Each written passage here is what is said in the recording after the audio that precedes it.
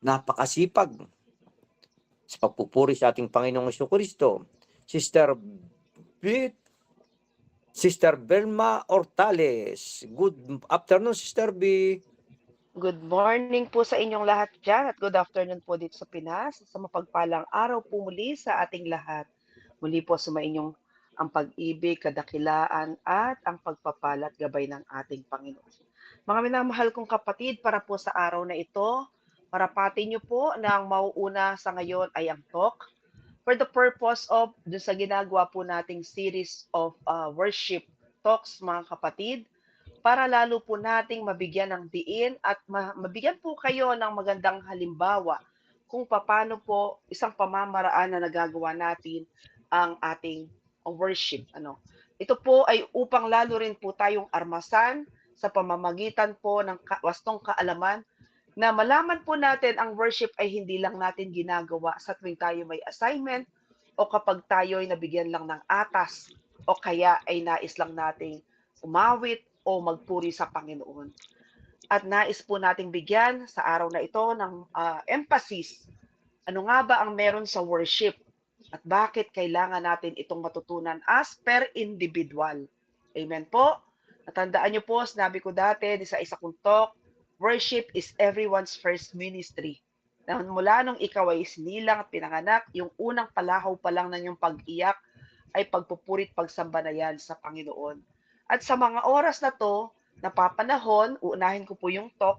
After po ng talk, makikita niyo po ang pagkakalansan na para po pala mas maganda tayong mag-worship, isa pong pamamaraan na pwede tayong kumuha ng tema sa ating talk. O kung hindi man sa talk, minsan nakakakuha po tayo ng inspiration sa mga awit o kung pati sa mga scripture, yung mga scripture reading.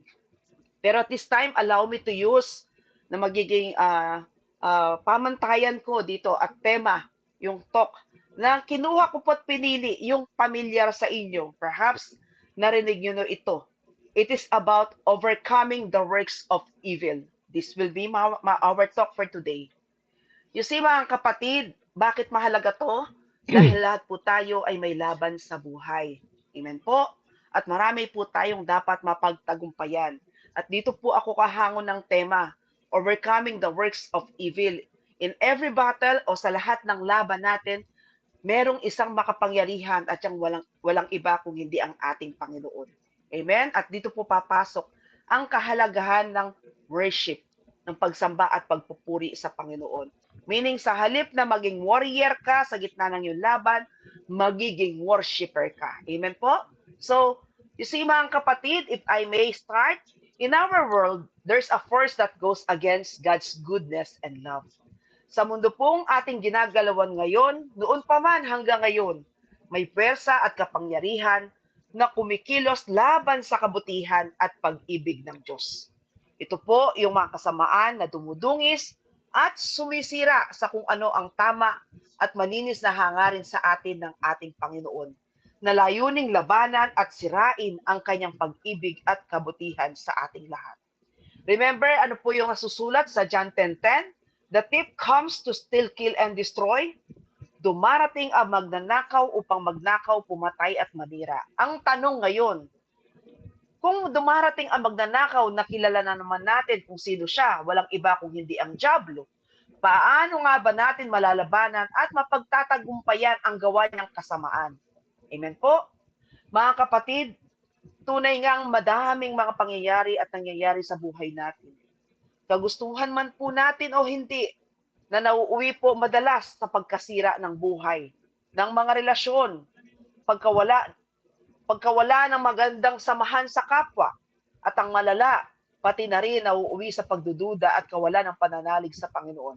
Sa huli, ang pinakamalaking epekto po nito ay mismong sa sarili natin, nawawalan na rin tayo ng gana at tiwala. Kaya nga po marami ngayon ay issue, nagpapakamatay, di po ba? Yun po ba ay gawa ng isang normal na takbo ng mundo, ng pag-iisip na mayroong banal na espiritu? Hindi po. Yan po ay inimplant ng kalaban. Amen po? Kung titignan po nating mabuti, ito po ang mga kasamaang tayo din mismo ang siyang dahilan kung bakit ito nangingibabaw kundi man ay nagtatagumpay na nagahari sa ating buhay at pagkatao. But come to think of it, we can do something about it and win over this. Amen po? Interesado po ba kayong matutunan nyo kung paano tayo mananalo sa laban natin sa buhay? Amen? Salamat po. Amen, amen, amen po. Amen. Amen. Amen. Yes, I can assure you, my dear brothers and sisters, we can win our every battle with all the evil around us. Mapapanalunan natin o mapagwawagian ang lahat ng masama, lahat ng laban natin sa buhay by simply conquering evil with good. Talunin ang masasama ng ating kabutihan. Bakit? Kasi si Satan po and his evil spirits are indeed real. Totoo po sila. Nararanasan natin sila. Hindi lang sa katauhan ng mga taong nakapaligid natin, kung hindi sa lahat ng aspeto mararanasan natin siya. And as we Christian believers, most especially when we are aspiring to become a leader and a servant or follower of Christ, you must know and you must be knowledgeable and prepared to deal with them in our daily life and more so in our Christian life. For we all know na si Satan po not only exists and not only that he do exist, but he wields tremendous power. Makapangyarihan din po si Satanas. Dapat alam po natin yan. But the good news now is, wag po tayong matatakot. Why? We can conquer him and his evil works in our life. Kaya natin siyang wasakin, talunin. Hindi lamang siyang pwedeng mangwasak, magnakaw at pumatay sa atin. Tayo rin, magkakaroon tayo ng kapangyarihan. Amen po? So, ang sabi po ni San Pablo, as a matter of fact, Paul has given us the way. As we read in his letter to the Romans, in Romans 12:21, he said, "Do not be overcome by evil, but overcome evil with good." Sa Tagalog, huwag kayong patatalo sa masasama, kundi talunin ninyo ang masama sa pamamagitan ng paggawa ng mabuti. Amen po ba? Amen? Amen. Amen, amen po. Amen. Salamat po. Tanong, mga kapatid, madali po bang gawin ito? Madali po bang maging mabuti o magpakabuti? Mahirap po, mahirap. Napakahirap po Mahirap habang po. tayo sa Amen po. magulong mundo. Amen. Magulo ang mundo. Totoo po yan. Madalas, may mga pangyayari, mas nagiging madali ang maging masama o madali ang gumawa ng masama. Simpleng-simple. Amen po? Na alam mong masama, pero nandyan yung kaway ng tukso, nandyan yung kaway ng lahat na gagamitin ng kalaban sa iyo. Simpleng-simple. Yung sinasabing an eye for an eye, a tooth for a tooth. Pag ginawan ka ng masama, gantihan o tumbasan ng mas masama. Ganun po ba ang mas kaya natin? Ika nga po ng kasabihan, pag binato ka ng bato, batuhin mo daw ng tinapay. Kaso, wag mong isama ang garapon. Marami po sa atin, pag binato ng tinapay, ay pag binato ng bato, binabato nga ng tinapay, sinusunod nila, pero kasama po ang garapon para patas na daw sila. Amen po? Nakakatawa man po sa ating pandinig, pero ito po ang mas nananaig sa atin. Bilang mga tao, bagamat mga lingkod na tayo, madalas nagiging ganun pa rin po. Sabi nga po, ang ating laging alibay at pang-justify, sorry, tao lang. Amen po? Madami pa din po sa atin ang mas pinipili ang gumanti or to get even sa mga taong nakapanakit sa kanya o nakapang-agrabyado sa kanya. Ika nga, hindi pa iisa. At kapag po ito ang nanaig, mga kapatid, lumalaki po ang kapangyarihan ng kalaban na gumagalaw sa ating buhay, pati na rin sa komunidad kung saan tayo gumagalaw without knowing it nangyayari. And must be aware that these were the works of the evil spirit. It thrives. Lumalaki siya, lumalawak. How? Paano po? Evil thrives in darkness. Lumalaki ang kasamaan sa kadiliman. Nananaig at lumalaganap ang kasamaan. Lumalaki po ito sa kadiliman. Totoo po ito.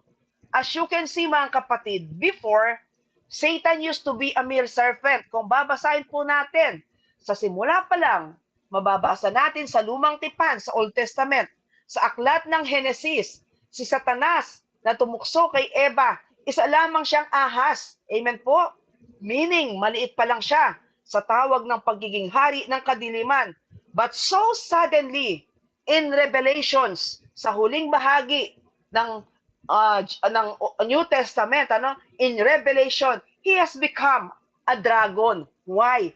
Take note sa Genesis, serpent lang siya o ahas. Sa Revelation po, tinutukoy na siya dyan bilang dragon. Why? Bakit po?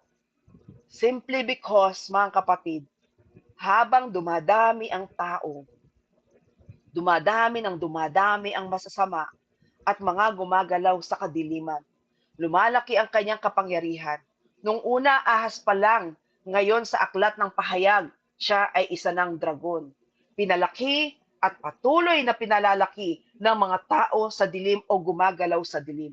Now, sino ang mga tao sa dilim na ito na tinutukoy ko, mga kapatid? Mga kapatid, ito po yung mga taong gumagalaw ng patalikod, yung mga taong nag-uusap laban sa kapwa at sa isa't isa nag-uusigan. Ito yung mga nagbabalak gumawa ng masasama laban sa kapwa, nag-iisip ng masasama. Ito yung mga nagsisiraan. Ito yung mga nanunumpa. Ito yung mga hindi patas lumaban. Ito po yung mga nananakit ng kapwa. Ito yung mga nag-uudyok ng pagkakagalit-galit. Ito po yung magaling magawa ng kasinungalingan at masamang mga salita. Ang liwanag nangyayari ang digmaan at ang gera, sa nakikita po natin sa Middle East. Ito yung mga taong ang hinangad ay magkakagulo at pagiging makasarili. Kahit ipahamak